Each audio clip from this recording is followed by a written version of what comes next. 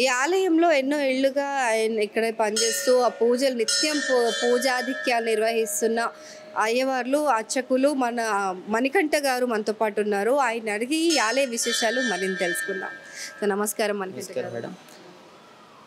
శ్రీ గురుభ్యో నమః. హరి ఓం. గణానాన్త్వా గణపతిగం హవామహే కవిం కవీనాపవస్త్రవస్తమం జైషరాజద్బ్రహ్మణాద్ బ్రహ్మణస్పత ఆనశృణ్వన్నోతిభిः సీదసాదనం. మహాగణపతయే నమః. శ్రీ హరిహర క్షేత్ర అయ్యప్ప స్వామి దేవస్థానం హంపి విరూపాక్ష విద్యారణ్య భారతి మహాస్వామి వారి యొక్క ఆశీస్సులతోటి ఈ యొక్క దేవస్థానం నిర్మితమైనది. అదేవిధంగా ఈ యొక్క దేవస్థానం 2011లో ప్రారంభం జరిగింది. ఇక్కడ అనేక దేవాలయాలు ఉన్నాయి. అయ్యప్ప స్వామి మొదటిగా ప్రధానంగా అయ్యప్ప స్వామి వారు ఉన్నారు.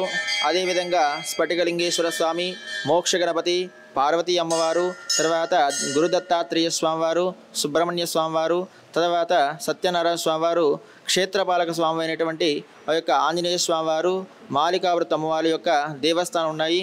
అదేవిధంగా ఇక్కడ ప్రతిరోజు కూడా స్వామివారందరికి కూడా నిత్యం అభిషేకాలు, పూజలు, కుంకుమార్చనలు, అభిషేకాలను కూడా అంగరంగ వైభవంగా చేస్తుంటాము. అదేవిధంగా ప్రతి సంవత్సరం కూడా బ్రహ్మోత్సవాలు, ప్రత్యేకంగా ప్రతి సంవత్సరం బ్రహ్మోత్సవాలు కూడా మంచిగా అంగరంగ వైభవంగా జరుగుతుంటాయి. అదేవిధంగా ఆషాఢ మాసంలో అమ్మవారికి శాకాంబరి అలంకరణలు, తర్వాత గణపతి యొక్క నవరాత్రుల మహోత్సవాలు కూడా మంచిగా జరుగుతాయి. తర్వాత అమ్మవారి యొక్క నవరాత్రులు కూడా 9 రోజుల పాటు కూడా అత్యంత వైభవపేతంగా ఇక్కడ టెంపుల్ దేవస్థానం యొక్క కమిటీ మెంబర్లు అందరూ కూడా ఉండి మంచిగా కార్యక్రమాలు యొక్క నిర్వహిస్తారు. హోమాలు, చండి హోమాలు, పెద్ద పెద్ద హోమాలు కూడా జరుగుతాయి.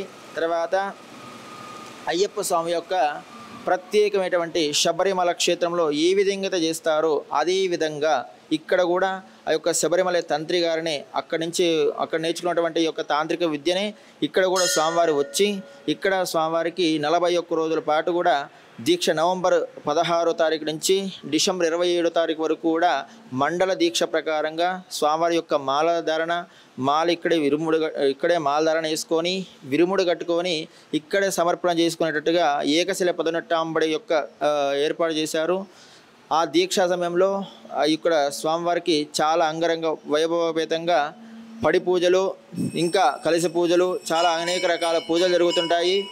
రమణగురు స్వామి యొక్క భజన కార్యక్రమం కూడా మంచిగా కార్యక్రమం జరుగుతుంటుంది. అన్నదాన కార్యక్రమం కూడా ఉంటుంది. ఓకే అండి. అండ్ ఇందాక మీరు చెప్పినట్టుగా ఇప్పుడు నార్మల్గా అన్ని దేవాలయాల్లో మనకి మంత్ర పూజలు జరుగుతుంటాయి, మంత్రోచ్చారణాలే జరుగుతుంటాయి. కానీ అయ్యప్ప స్వామికి ఎందుకు తంత్ర పూజలు చేస్తారు? తాంత్రికం అంటే మేడం, ఇప్పుడు మనం కొలుచుకునే దేవులందరూ కూడా ఒక పెద్ద రూపంగా ఆలోచన చేస్తాం. అంటే మనం ఈ పెద్ద పెద్ద విగ్రహాలు పెద్దలు ఉంటాయి. అదేవిధంగా కేరళ ఏంటంటే వాళ్ళు చిన్న బాలుడుగా కొలుచుకుంటారన్నమాట. చిన్న బాలుల దగ్గర మనం గట్టిగా మంత్రాలు అవుతే వాళ్ళు భయపడుతున్న ఆలోచనతో వాళ్ళు ముద్రల రూపంలో వాళ్ళకి పూజలు జరుగుతాయి అన్నమాట.